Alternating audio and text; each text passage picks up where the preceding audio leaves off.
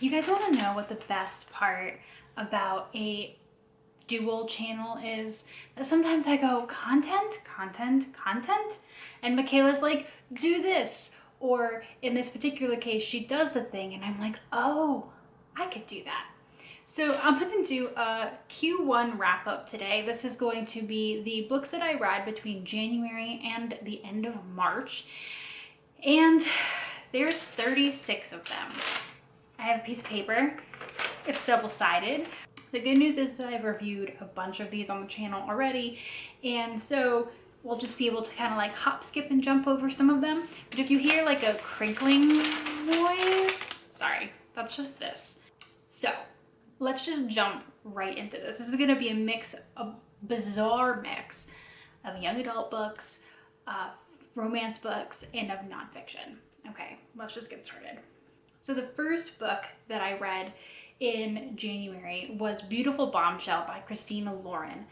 This is important because I also read, let me check, Beautiful Player and Beautiful Secret by Christina Lauren in January.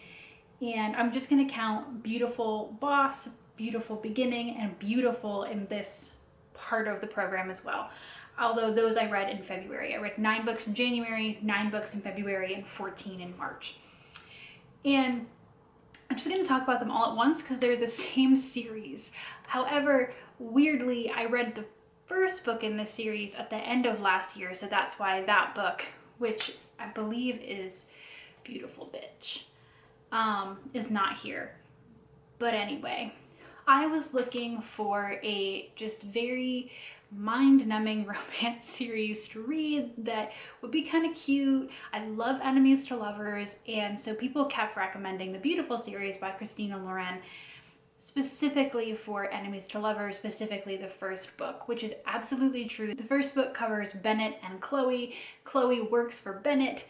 Bennett and Chloe seem to hate each other until they're just suddenly having hate sex in the side stairwell, and then they're like, I hate you, but I also hate you, but also let's just sleep together. And it's one of those like enemies to lovers, seems kind of toxic relationships, but they're just so funny that I kept reading. And then a couple of these are actually novellas, because there are novellas, say, about Chloe and Bennett's wedding. They just keep going. They're a friend group people who end up kind of dating some of Chloe's friends, and I'm not going to review each one. I might actually end up doing a longer review on them if I get around to it, but just know that this series, I loved the entire thing. They got better as they went along, and each one, like, it started with kind of like, oh, this is just toxic friends to lovers, and then the second book was you know, the older, more experienced man. It's not age gap, but an older, more experienced man who like shows a girl who hasn't had sex in a really long time that she has like a dark and kinky side. And I was like, okay, each of these books really seems to be following, you know, a trend or a trope. The relationships as they go on in the books just get deeper and more fulfilling, and so it's one of those series where you come for how steamy they are and you stay for how cute and beautiful and funny they are. Beautiful, pun intended. Okay, so that cuts off a huge number of them right there. Skipping to the second book that I finished in January, which took me a really long time to read, so I think I also read at the end of last year. JFK, Coming of Age in the American Century by Frederick Logevall. This is the first half of a brand new duology on the life of John F. Kennedy. It is an incredible biography that covers a period of JFK's life that nobody really focuses on. It's just really good. And it's a lot of detail, so if you're kind of a casual biographer lover, maybe this isn't for you, but if you feel like you've read everything on JFK and you want something new, I feel like this would have new stuff for you. I did include that in a longer video. If you would like to see that, I'll link that up above. I also read The Inside Edge by Ashlyn Kane. This was male version of The Cutting Edge, which is a old movie that has been made several times over, and I love it every time. Don't pick. This one has a ex-figure skater and an ex-hockey player who are asked to do a sports announcing show together, and they don't like each other when they start. Their personalities are very different, and then they enter into a romantic relationship. So this was, again, just me going through like lists and lists and lists of enemies to lovers, I think. It's cute, it's fine. I wouldn't say that it was like, oh my god, amazing, but it also wasn't bad. I just kind of inhaled it. So there you go if you need that in your life.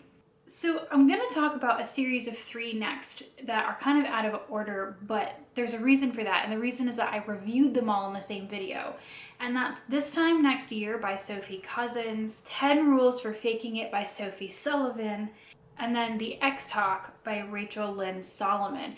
And the reason that I want to talk about them together is because I reviewed them together for a very specific reason, which is that This Time Next Year by Sophie Cousins is about 2 people who are born on the same day, and Minnie, the female and protagonist, believes that Quinn, the male protagonist, has taken all of her luck because they were born on the same day and he got everything she was supposed to have.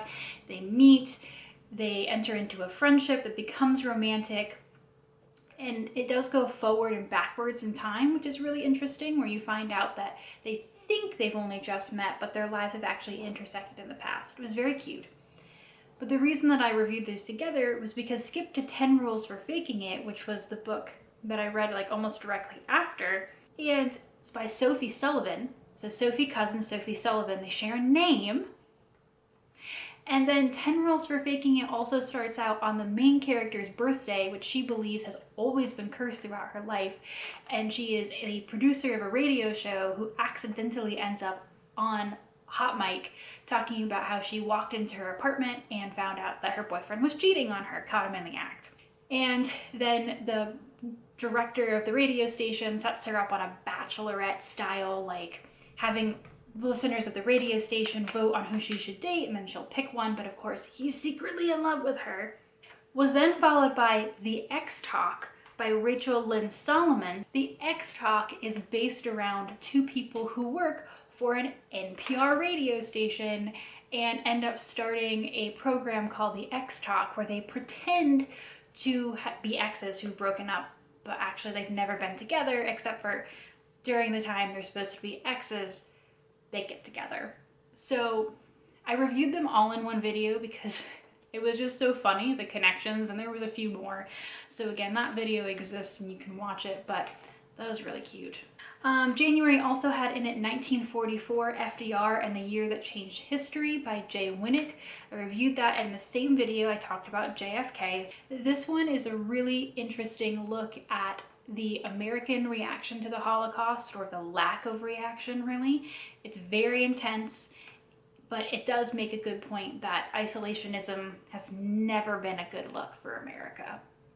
Because it causes problems. So again, you can check out that video for more on that one. Shipped by Angie Hockman got its own video. This was very cute. Again, enemies to lovers romance. Wow, there's a trend. This one was very cute, and it had like an eco-conscious part to it, and the Galapagos Islands. It was so cute. I loved it so much. This one has 2 people who work for a cruise line who end up on the same cruise competing for a promotion, except for the guy doesn't realize that the girl doesn't like him. So this is one of those one-sided enemies to lovers. Enemies to lovers has many shades, guys. One-sided enemies to lovers where Graham, the guy, is just like, oh my gosh, it's so great to finally meet you, and the girl's just like, I hate you because of something you did on a phone call once. It's great. I love it. There's a full review of that one as well. We've skipped around a little bit, and I'm going really fast because I don't want this video to be like 30 minutes long. It might end up being that anyway. Sorry, future Gretchen who has to edit this. But that kind of gets us all the way through January. That was 9 books. February, I talked about some of them already, like the X Talk and the End of the Beautiful series. I also read an arc in February. I have to look at what month. Oh my God. Neon Gods by Katie Robert. This is a erotic romance Hades and Persephone retelling, which took on the Hades and Persephone myth in a really interesting way. Like, the gods aren't static. It's their titles can be assigned. Some of them are passed down. It's really interesting. And in this one, the current Hades is thought to be dead, and her name is Persephone, but her mother is the current Demeter, and she runs away because she's supposed to marry Zeus. She doesn't want to, and she ends up in the arm of Hades, who teaches her she has a kinky side. But they're pretending to be together to get Zeus off her back, and then they actually get together. Again, it's a kink book. It was okay. It was fine. And I read another Katie Robert in February as well.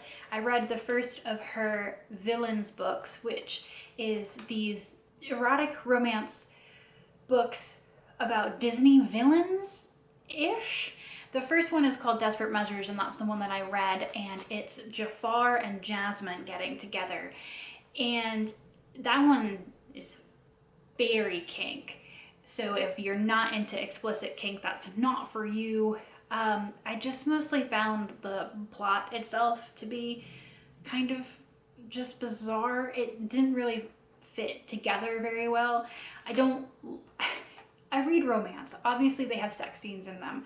I don't like books that are just stringing the sex scenes together. I do read these books for, you know, the relationships and the romance and that kind of thing, and that's kind of what Desperate Measures felt like to me. So, oh, that's right, I read another arc in February. I've forgotten this month already. I read Talk Bookish to Me by Kate Bromley. I don't want to say too much about this one because I'm hoping that it's a longer review later, closer to its release date, but this one was a romance novel that gave its characters space to be apart after the thing that happens where they break up. And I often am very annoyed with this particular part of a book because something happens and it's normally really like surface level and could have been avoided if they had just said things to each other, and there's no reason they didn't say these things to each other.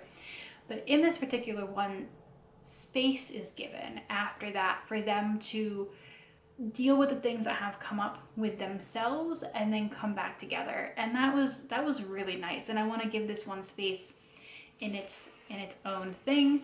So I'm not going to talk too much about that right now. Sorry. That was a really bad synopsis, but this video is already really long.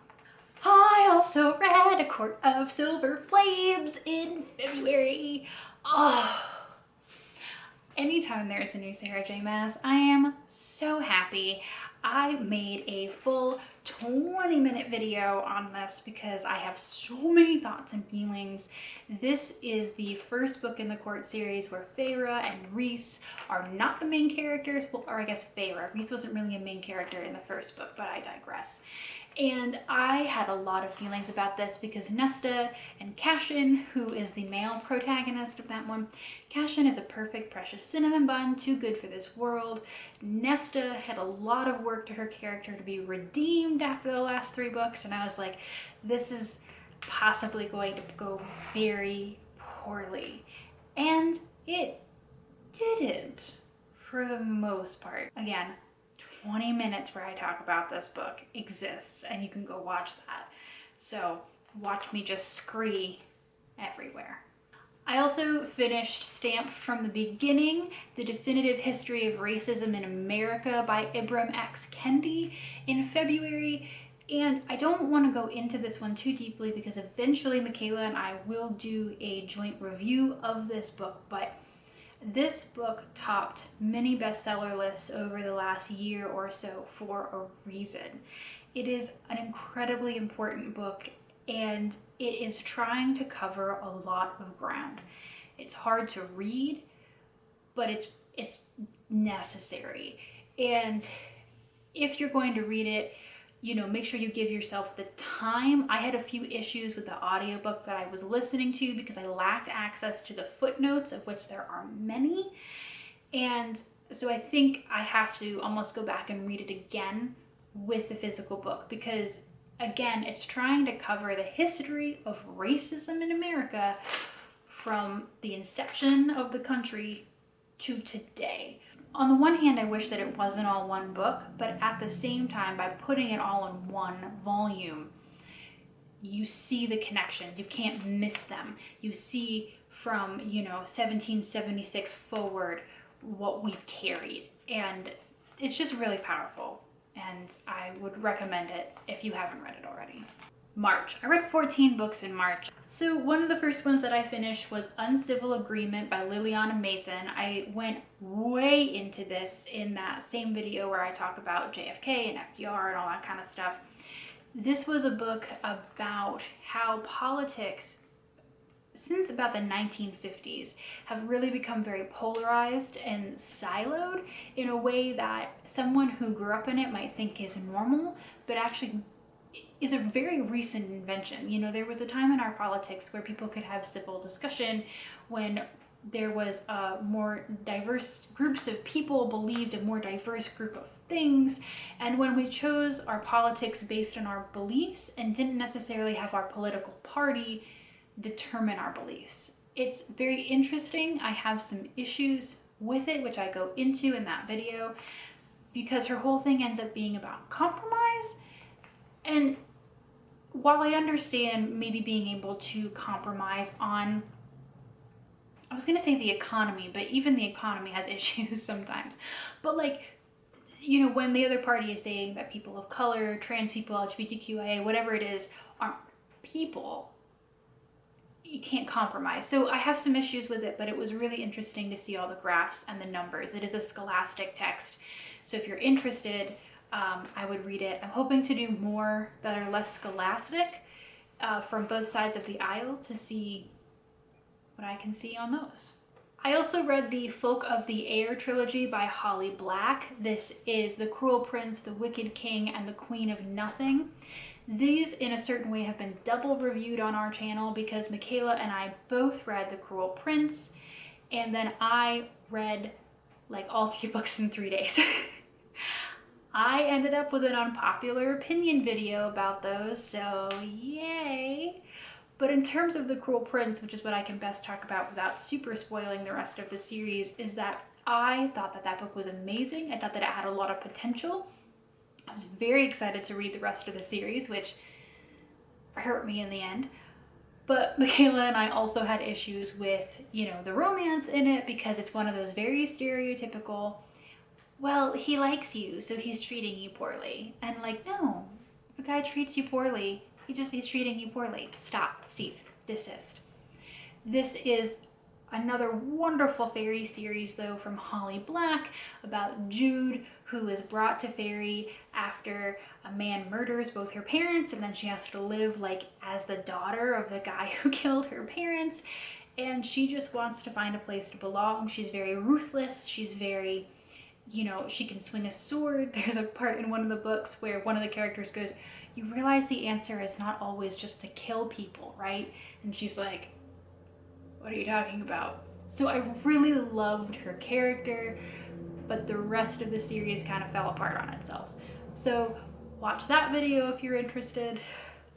I have a lot of thoughts and feelings. I read 2 books by Alice Clayton. I believe this is called the Cocktail series or something, but I read Wallbanger and then Rusty Nailed. The first series title made sense. The second one didn't.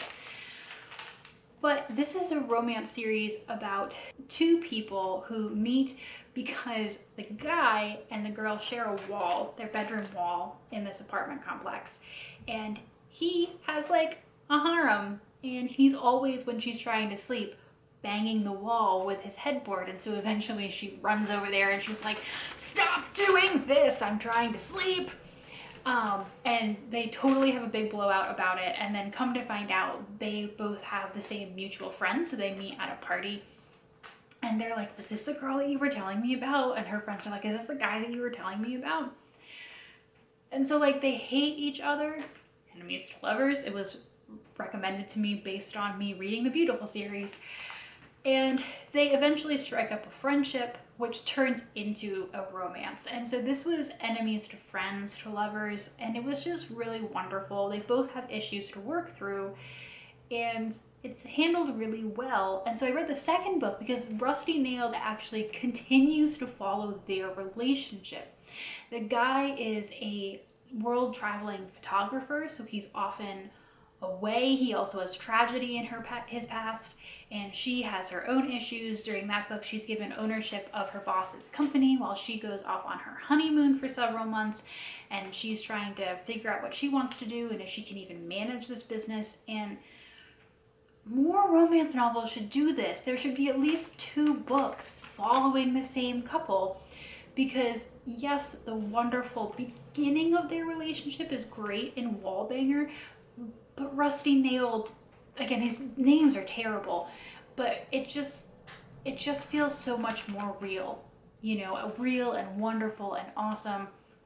There are more books in this series that follow other characters, which you could read, but I liked that. I liked the duet of the 2 of them. That was really nice.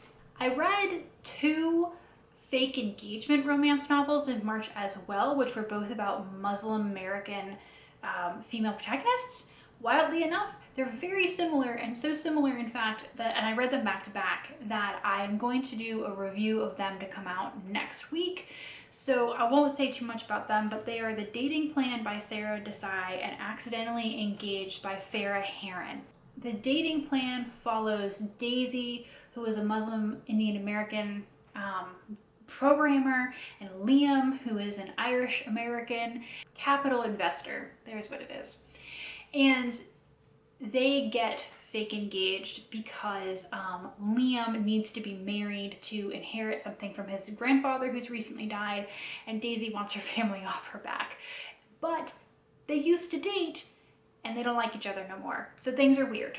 Accidentally Engaged follows Rena, who runs into this really, really cute guy in the hallway of her building one day. And she's like, hey, flirt, flirt, flirt. Come to find out that her family has kind of got this guy over from Tanzania to marry her in a facilitated marriage. And she's like, oh my God, I can't marry you, but we can be friends. They get fake engaged because she enters a cooking competition where she needs a partner of some kind, and their friendship grows and is wonderful. I love that one. They're very similar, but they have very stark differences, so enjoy that video when it comes out. I also read Serpent and Dove by Shelby Mahurin. You might remember that one from my Try a Chapter tag. I was very interested in the beginning, so I read it. This follows 2 people, one who is a witch and one who is a witch hunter.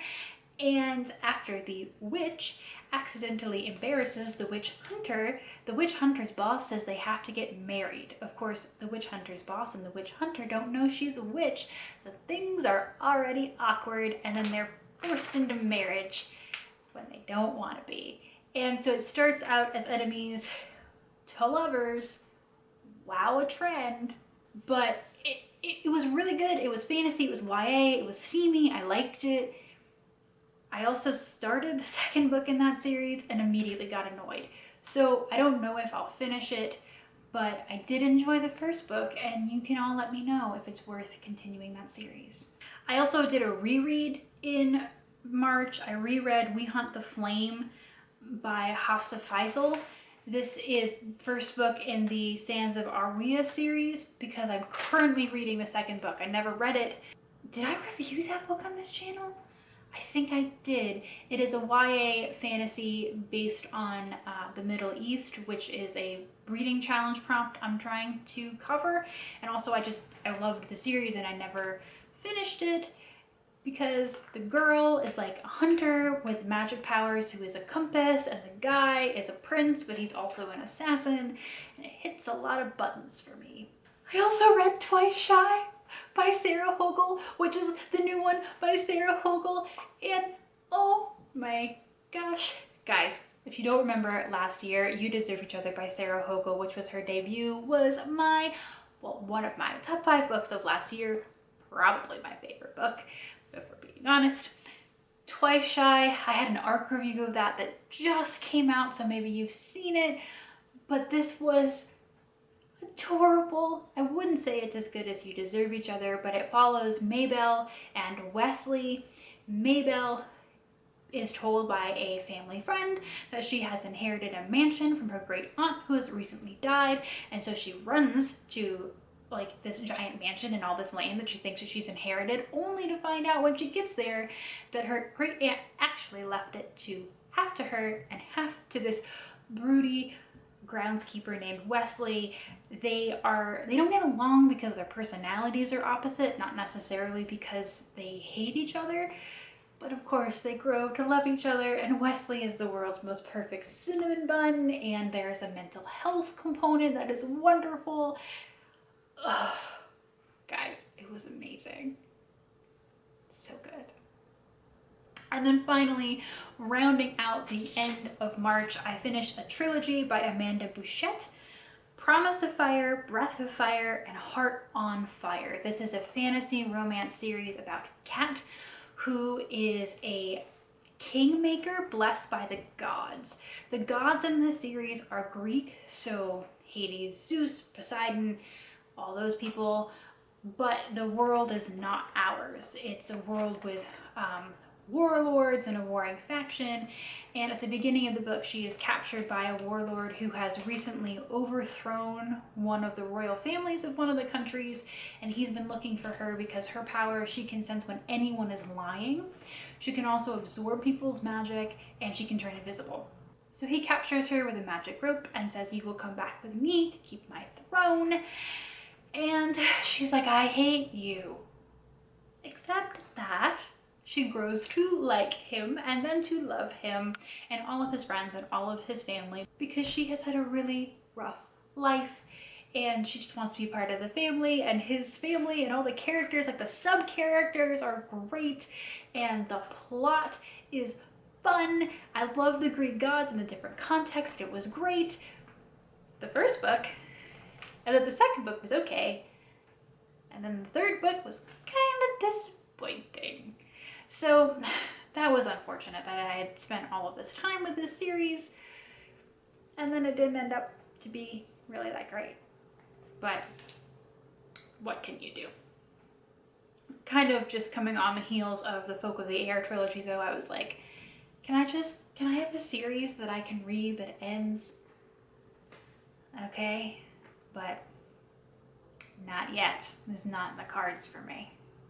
So since I'm kind of reading in 3 sets, I think I should have 3 favorite books that I've read so far, right? So for sure, my favorite romance that I've read so far has been Twice Shy by Sarah Hogle. Again, not as good as her first one, You Deserve Each Other, but it is the favorite romance that I've read so far. If I had to pick a fantasy book that I liked the best, that would of course be Sarah J. Maas's A Court of Silver Flames. And then if I had to pick a nonfiction book, not a lot of them. Do I like those, or do I just enjoy consuming knowledge? I'm not sure. It would have to be JFK's Coming of Age in an American Century. It felt new, which is hard to do after reading so many books on JFK. So those are my 3 favorite books so far of Q1.